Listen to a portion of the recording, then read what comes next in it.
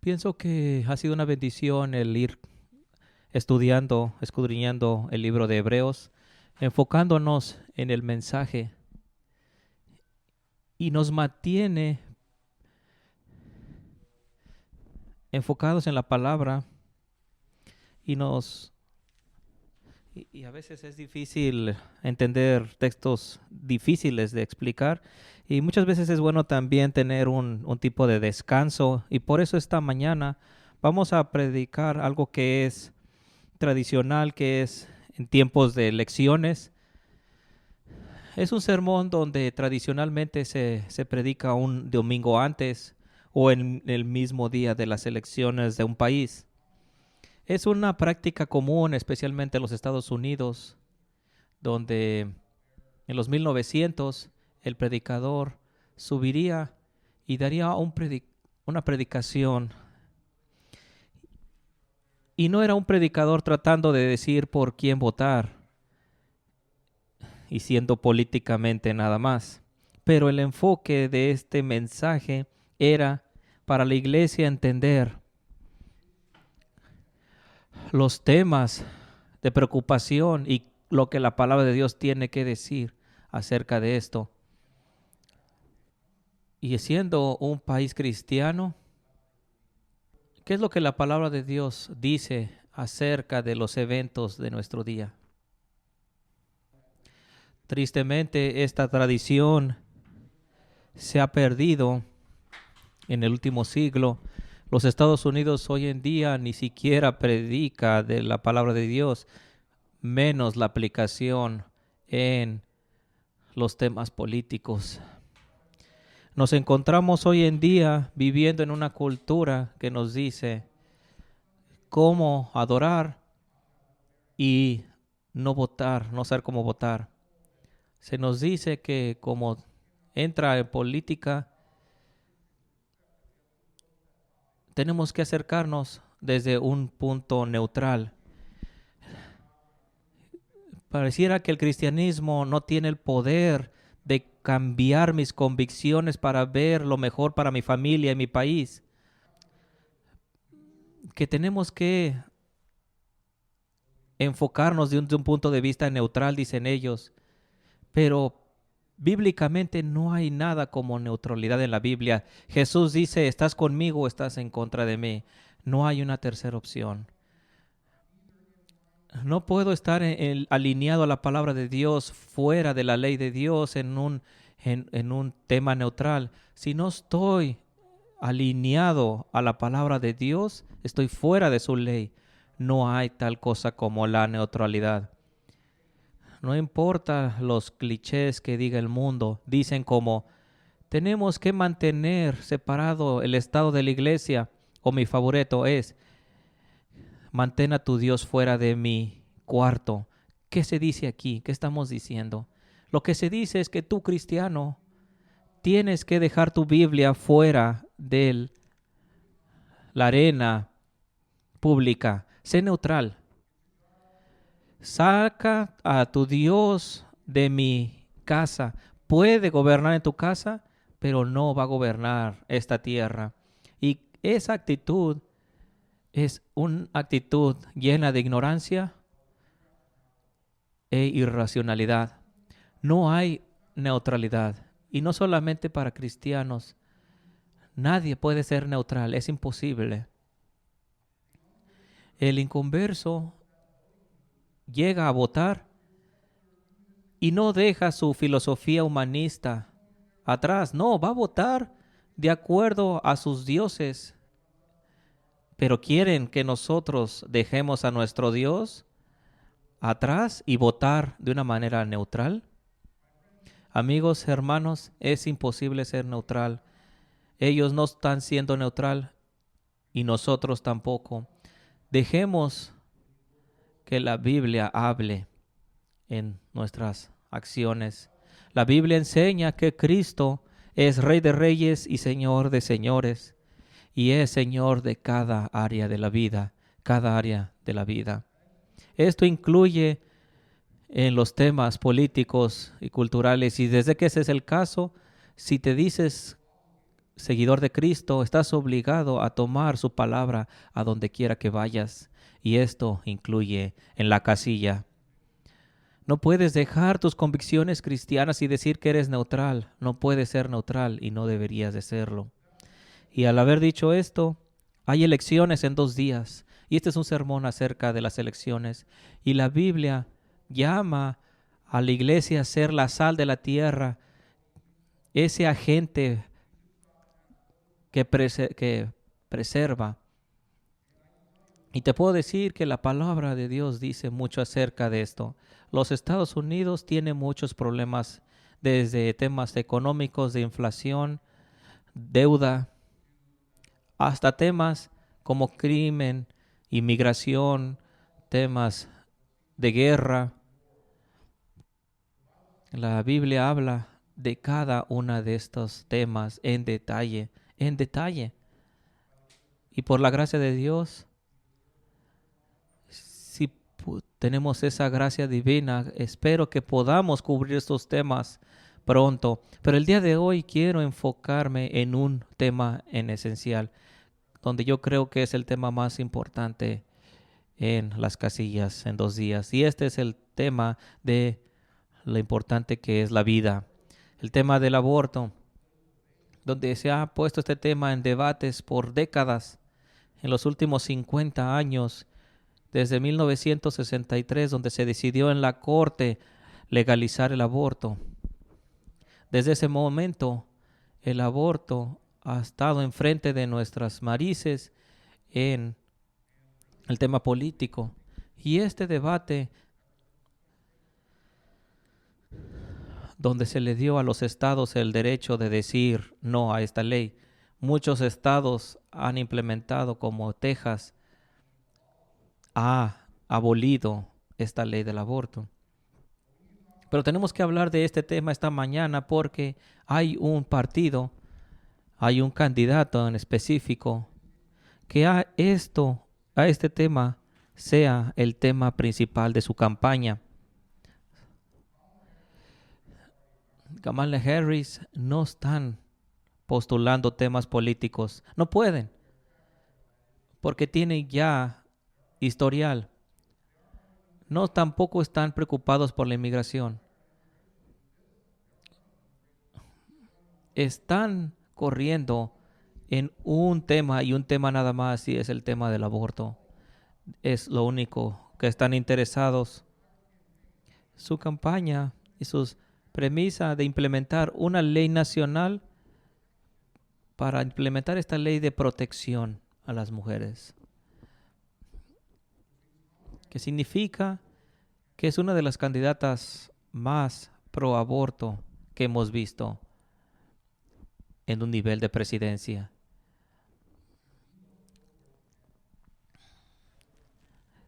Es uno de los candidatos con más fuerza acerca de este tema. ¿Qué Dios tiene que ver en esto? ¿Qué es lo que Dios dice acerca de este tema?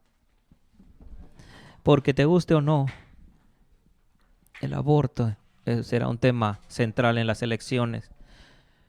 Salmos 127. Y vamos a... ¿Qué dice la palabra de Dios acerca de los niños en el vientre de la madre? Todos en los salmos, todos de David. Y quiero preguntar, ¿qué piensa Dios de ese bebé en el vientre de la madre? Versículo 3. Mirad que los hijos son herencia del Señor. El fruto del vientre es un regalo. Bienaventurado aquel que los tiene. No será avergonzado ante sus enemigos.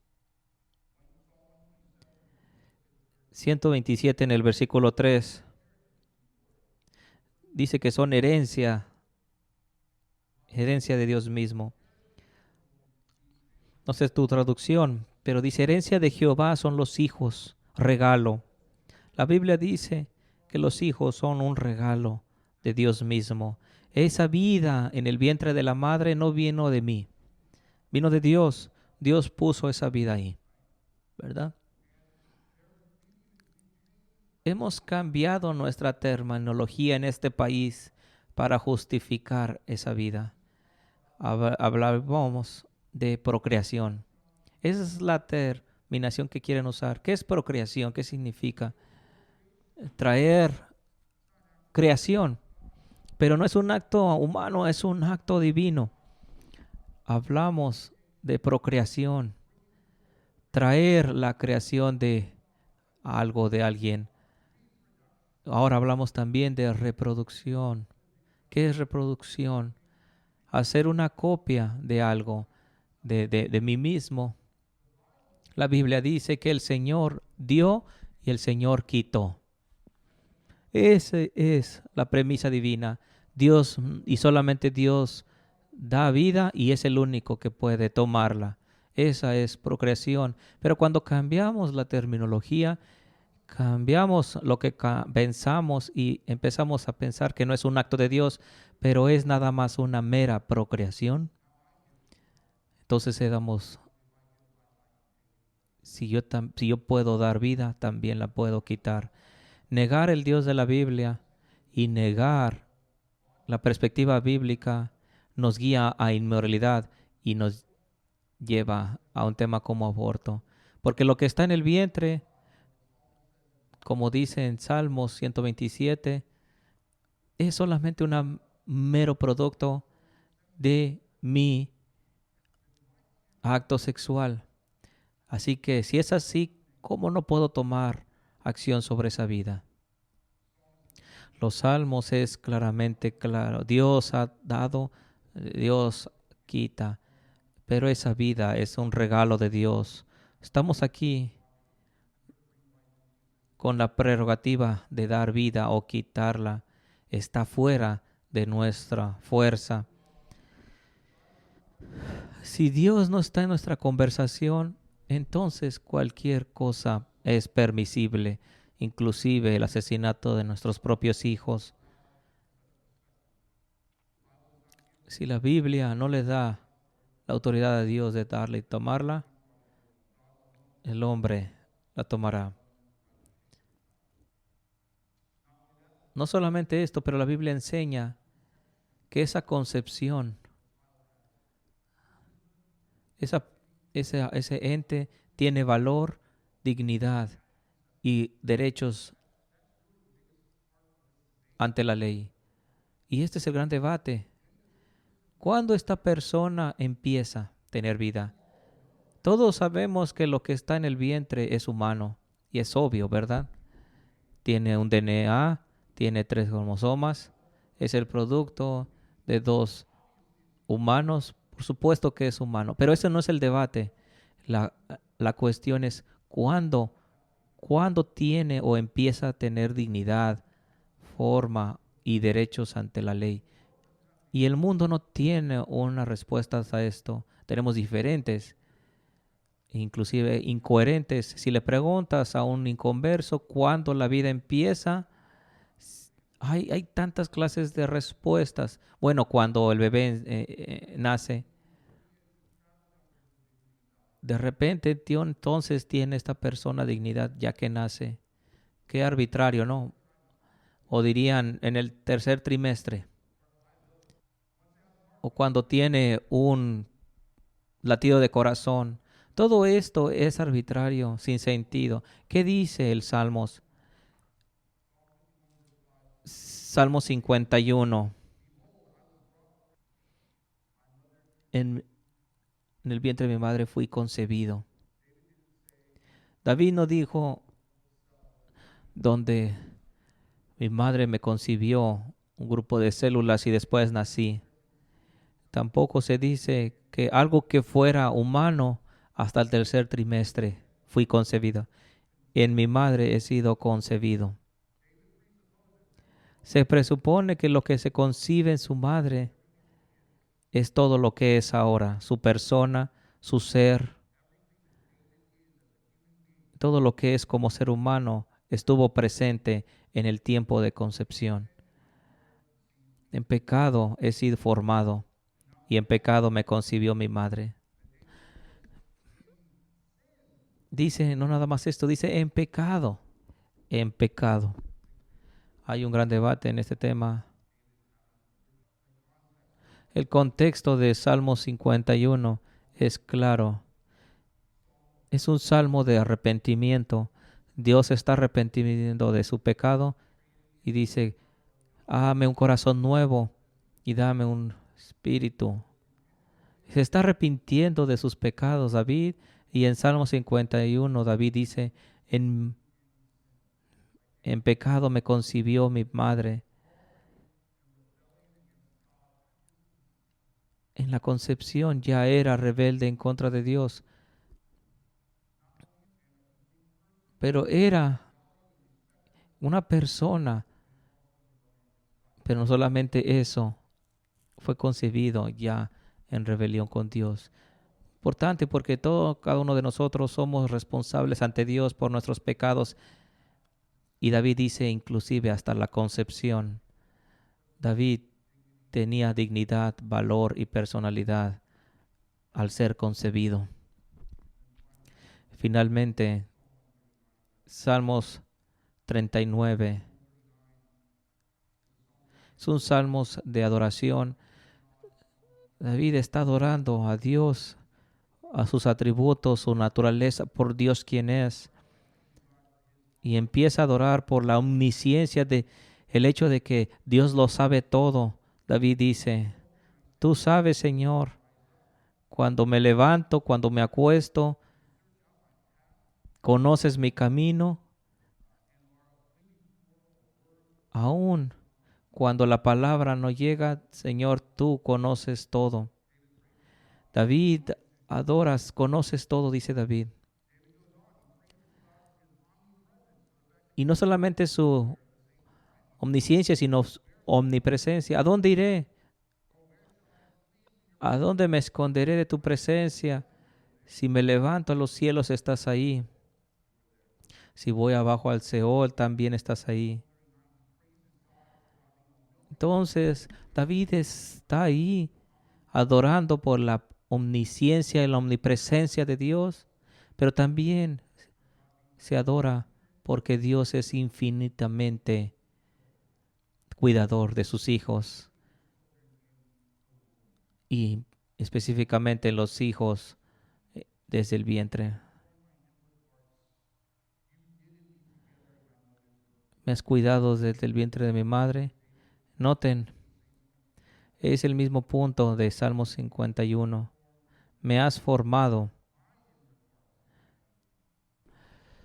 Se ha asumido que la personalidad y la dignidad. Salmo 139. Pero desde la concepción se asume esto. Porque tú formaste mis entrañas, tú me hiciste en el vientre de mi madre. Te alabaré porque formidables, maravillosas son tus obras. Estoy maravillado y mi alma lo sabe muy bien. El punto una vez más. Hijos, niños son del Señor. Estoy maravillado. No fue encubierto de ti mi cuerpo, bien que en oculto fui formado y entretejido en lo más profundo de la tierra. Dice entretejido en lo más profundo de la tierra. Es el cuidado y precisión que tiene Dios por un niño que está siendo formado en el vientre de su madre. Podemos ir a Éxodo para entender esta palabra entretejido, donde Moisés se les da las leyes para tabernáculo.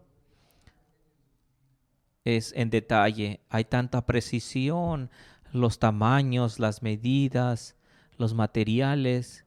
Y cuando empiezan a hacer las cortinas del tabernáculo, tiene que ser con ciertos tejidos muy específicos, donde se tenían que tejer inclusive los querubines. Y esta palabra es la misma, entretejido. Hay tanta cuidado que Dios tiene para sus niños en el vientre de su madre. Nos ha entretejido en los vientres de nuestra madre. Dice, mi embrión vieron tus ojos, y en tu libro estaban escritas todas aquellas cosas que fueron luego formadas, sin faltar una de ellas. 2 puntos en el versículo 16. Cuando Dios empieza a tomar cuidado y amor y conocimiento y respeto por el niño, por el bebé. Cuando David dice, mi embrión vieron tus ojos. No en el nacimiento. Dios no empieza a cuidarte cuando naces o cuando tienes tu primer palpitar. Dice Dios, mi embrión. Antes de aún ser formado, te fijaste en mí. Infinitamente me has cuidado. Antes de tener deditos en los pies, antes de tener un corazón que palpita, antes de tener estos tejidos, Dios me ha cuidado. Mi embrión vieron tus ojos. No solamente esto, el texto dice al final, en tu libro estaban escritas todas aquellas cosas que fueron luego formadas, sin faltar una de ellas. David dice, no solamente Dios tiene un gran cuidado y admiración por su creación antes de ser formadas, pero Dios sabía los días antes de tener días. Afirma la soberanía de Dios. Dice Dios, me has predestinado y cada cosa de mi vida, inclusive antes de experimentar mi primer día de vida. Impresionante, antes de nacer, Dios, tú has predestinado cada día de mi vida.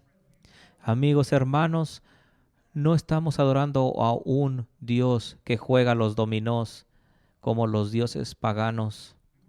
Adoramos a un Dios que controla todo, todo, desde la formación de nuestro cuerpo hasta nuestras acciones, nuestros caminos y cada vida de nuestra vida. Controla y es soberano en cada aspecto de vida. Y hay tantos aspectos que podamos hablar. Jeremías habla del mismo tema, de la dignidad y lo valioso que es un ser. Isaías 49, versículo 1. Lucas, capítulo 1, cuando Juan sale del vientre de su madre al darse cuenta de la concepción de Jesucristo. Déjame resumírtelo así en este tema de la personalidad, dignidad y valor de un bebé. Dado esta verdad, ¿cuál es la posición bíblica acerca del aborto? Todos los niños, incluyendo no nacidos, son de Dios. Esto significa que Dios determina cuándo la bendición de una familia llega. Es un acto que nosotros humanos no tenemos derecho de entrar. Dios da vida y la quita. Nosotros no, tampoco la quitamos. Salmos 51 dice que hay personalidad, valor y dignidad, y es con derechos antes del nacimiento. Dios está presuponiendo que lo que se concibe es idéntico a Él. Y finalmente, Dios conoce y nos cuida, no en un tema arbitrario en el desarrollo, pero antes de la concepción, cuando todavía no somos formados. Lo que la Biblia enseña acerca de la vida, Dios da vida y la vida tiene dignidad, valor, y Dios tiene gran valor en su creación. En el mundo inconverso no hay nada de esto, nada de esto, nada de estos principios. La vida no es dada por Dios, es dada por mí. La vida no tiene dignidad, valor, porque tiene la imagen de Dios, pero somos meros humanos que estamos a despensa de lo que nosotros consideramos o no valioso. El mundo rechaza todo esto. Y espero que veas que la negación de Dios en un mundo así nos lleva a una vida inmoral. Si no hay Dios, si no hay propósito, entonces no hay nada arriba de nosotros que nos cuide. ¿Y por qué no entonces abortar niños? Algún filósofo se dijo que ideas tienen consecuencias y sí, una mala teología tiene consecuencias. Y al haber dicho esto, ¿cuál es nuestra intención al preguntarnos qué es el aborto? Si le preguntas al mundo, tiene tantas respuestas. O solamente es un protocolo médico. Es solamente cuidado de la mujer. Son los derechos de la mujer. O dirán que es planeación de la familia o un asunto de justicia social. Pero ¿qué es lo que la Biblia dice? La Biblia dice que el aborto son dos cosas y estas dos cosas son muy controversiales y no quiero ofender a nadie. Creo que tenemos que predicar la verdad con la escritura en mano. La verdad de Dios, aunque ofenda a la gente. Y la verdad es que el aborto son dos cosas en el texto bíblico. Es asesinato y, y el aborto es un sacramento. Es un asesinato. Es fácil de entender. Es una definición. ¿Qué es una definición de asesinato? Es quitar premeditadamente la vida de alguien más. El aborto es ilegal. Será legal en algunos estados en este país, pero es prohibido de acuerdo a la ley eterna. El aborto es premeditado. Tengo que tener una evaluación, tengo que pagarle a alguien que cuide de esto. Es premeditado. El aborto es asesinato, es la cesión de vida. Y sí, su propia madre y el profesional es por definición asesinato. Pero también el aborto es un sacramento. Para hablar de esto tenemos que ir al Antiguo Testamento. Y esto es importante. Vamos a Deuteronomio capítulo 12. Si conoces tu palabra, sabrás que los israelitas al salir de Egipto no podían entrar al mundo, a la tierra prometida por su infidelidad. Dios dice, no entrarás todavía, estarás por 40 días caminando por el desierto hasta que esa generación muera, no con Moisés, pero con Josué, ¿verdad? Hasta ahí estamos claros. Los israelitas entonces están para entrar. Y en el libro de Deuteronomio, Dios está informando a los israelitas cómo actuar cuando entran a esa tierra, a través de Moisés y con Josué liderando. Y en Deuteronomio capítulo 12, Dios nos dice cómo adorarle cuando entren a la tierra.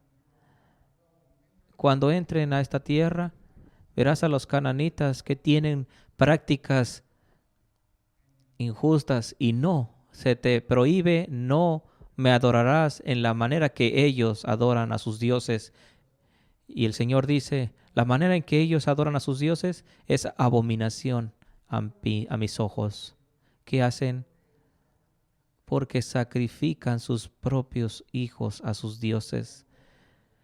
En versículo 29. Cuando Jehová tu Dios haya destruido delante de ti las naciones y habites en su tierra, guárdate que no tropieces yendo en pos de ellas, después que sean destruidas delante de ti.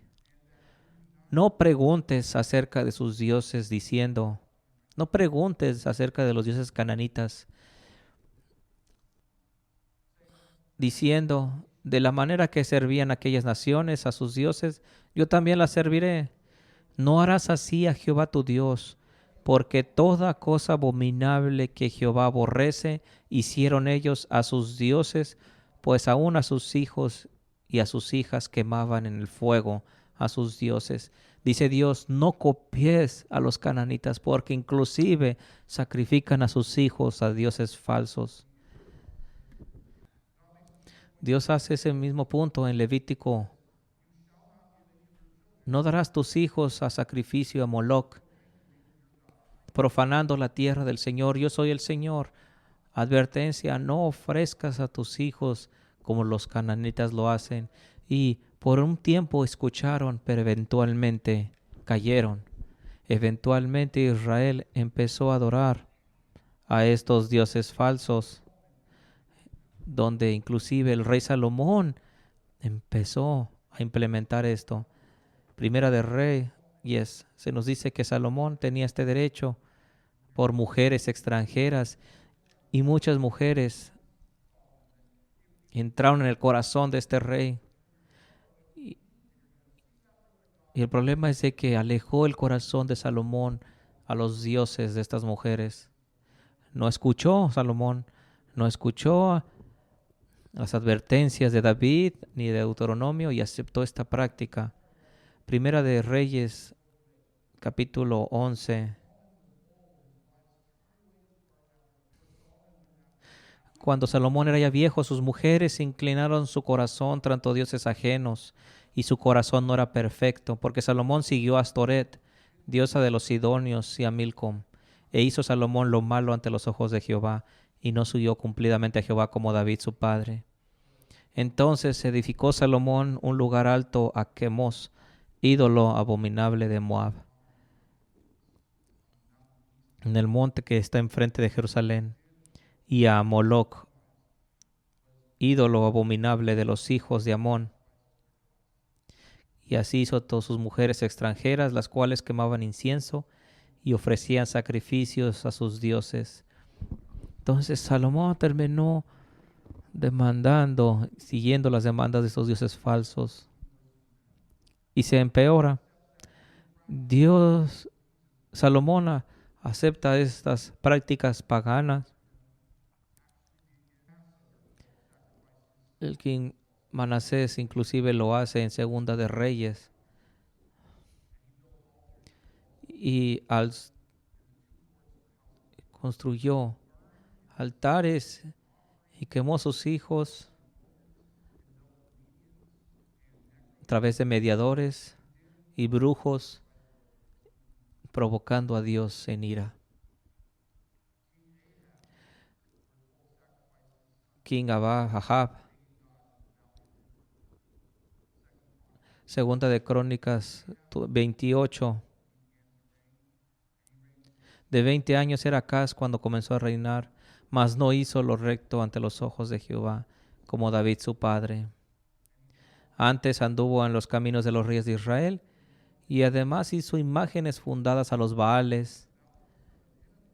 Quemó incienso en el valle de los hijos de Hinnom, e hizo pasar a los hijos por fuego, conforme a las abominaciones de las naciones que Jehová había arrojado. Vemos aquí que Dios advierte a la nación de Israel: no sigas estas prácticas idólatras, porque te guía a destrucción, donde demandarán el fruto.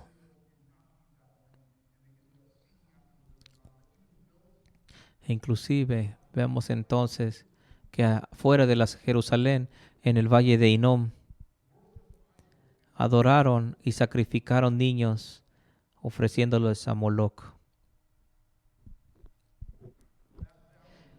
Este valle de Hinnom, afuera de Jerusalén, fue conocido hasta que llegó Josías con sus reformas, y al hacer destruyó este valle. Segunda de Reyes, vemos que esta locación en este valle, donde la gente iría a ofrecer a sus dioses falsos, por siglos lo practicaron. Pero Josías prohibió todo esto, que nadie ofreciera sus hijos. Este valle terminó sido asolado, y al día de hoy es un sitio asolado porque sacrificaron tantos niños en ese valle. Y ese valle ahora tiene otro nombre. Hay otro nombre, Gehenna. El mismo nombre, valle, que Jesús usó para describir el infierno. Mateo 23. Serpientes, ¿cómo escaparás? ¿O cómo aprendieron a escapar? Gehenna. Mateo 10. No temas a aquellos que puedan matar la carne o el cuerpo, sino a aquellos que puedan matar el alma en Gehenna.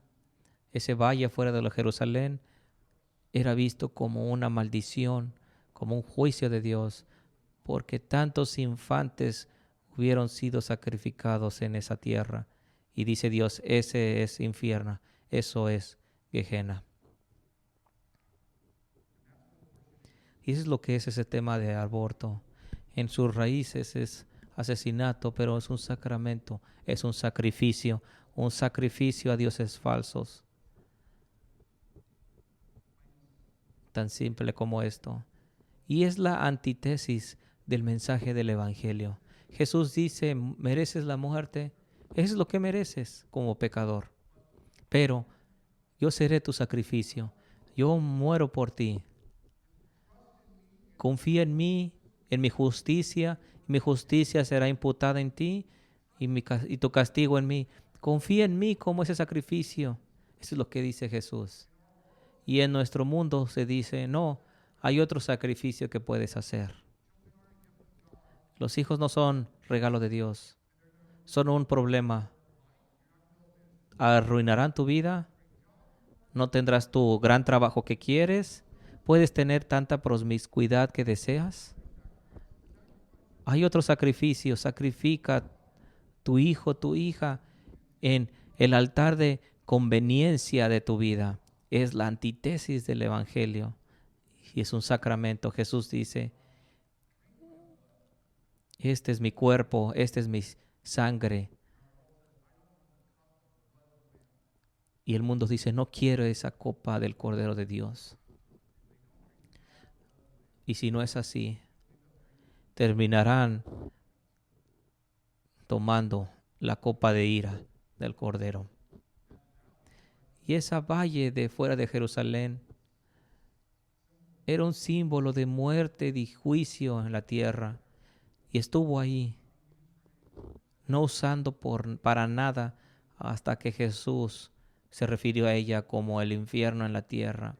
Hay una clínica en la ciudad de Macala, completamente derribada. Y es una señal de maldición en esta tierra porque no sabemos cuántos niños fueron sacrificados en ese lugar. Amigos, hermanos, no voy a decirte por quién votar, pero lo que te voy a decir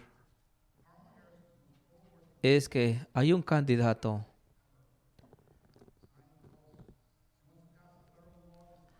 con una agenda muy clara que significa que todos los estados, como el estado de Texas, que fue ilegal, y esta clínica que fue cerrada, se iría reabierta si esta ley, te lo garantizo. Hoy en día es un símbolo de maldición y de juicio, pero sería reabierta. No creen ninguna restricción. Cada vez que se le pregunta acerca de restricciones, ¿qué dice? ¿Qué responde? Yo creo que eso es entre el doctor y la mujer. En otras palabras, no creo en ninguna restricción. No solamente eso, algo tan injusto como que el gobierno pague por todo esto. Tengo que predicar porque el Señor comanda decir la verdad. Y cualquiera que profese el nombre de Jesucristo no puede votar a favor de esta agenda. No puedes orar y decir que tu reino venga y tener una inmoralidad. Y no puedo decir que Trump es el mejor, porque no es así.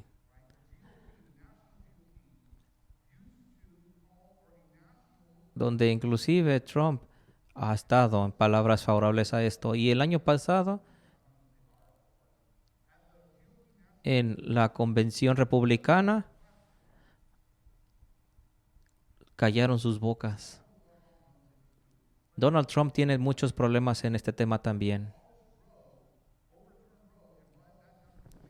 Pero el problema que tenemos es que no queremos que esta ley sea restablecida y adoptar leyes que son consistentes como en California. No te estoy diciendo que votes por Trump. Conozco a muchos que pueden votar o no. Pero lo que te puedo decir es que no puedes votar por un partido con esta agenda. Déjame terminar con este texto del profeta Jeremías, capítulo 7. Tenía él la meta de predicar del juicio. Nunca fue popular en su pueblo Jeremías. Y a nadie le gusta la predicación del juicio. Pero Jeremías capítulo 7, si puedes ir conmigo en tu Biblia, hablando del juicio en Jerusalén, últimamente es cumplido en el año 60 cuando el Imperio Romano destruye el templo. Pero es interesante ver cuál es la raíz de este juicio. Capítulo 7, del 30. Porque los hijos de Judá han hecho lo malo ante mis ojos, dice Jehová. Pusieron sus abominaciones en la casa sobre la cual fue invocado mi nombre, amancillándola. Y han edificado los lugares altos de Tofet, que está en el valle del hijo de Hinnom, para quemar al fuego a sus hijos y a sus hijas, cosa que yo no les mandé, ni subió en mi corazón. Por tanto, aquí vendrán días, ha dicho Jehová, en que no más se diga Tofet, ni valle de hijo de Hinnom, sino valle de la matanza. Y serán enterrados en Tofet, por no haber lugar. Y serán los cuerpos muertos de este pueblo para comida de las aves del cielo. Y haré cesar de las ciudades de Judá y de las calles de Jerusalén la voz de gozo y la voz de alegría, la voz del esposo y la voz de la esposa, porque la tierra será desolada. Es claro, Jeremías, no puedes derramar inocente sangre y esperar que no haya juicio divino sobre la tierra. Por mucho tiempo Dios ha sido misericordioso a nosotros. Por 51 años ha sido paciente, misericordia, porque por 51 años hemos sido rebeldes. Tenemos que arrepentirnos de este pecado nacional, de este genocidio que somos parte. 65 millones de bebés han sido asesinados en el vientre de su madre en los últimos 51 años. Dios es un Dios de gracia, misericordia y paciencia, pero el juicio viene por estos pecados. Creo que el juicio ha llegado. Desesperadamente necesitamos arrepentirnos y abolir este pecado.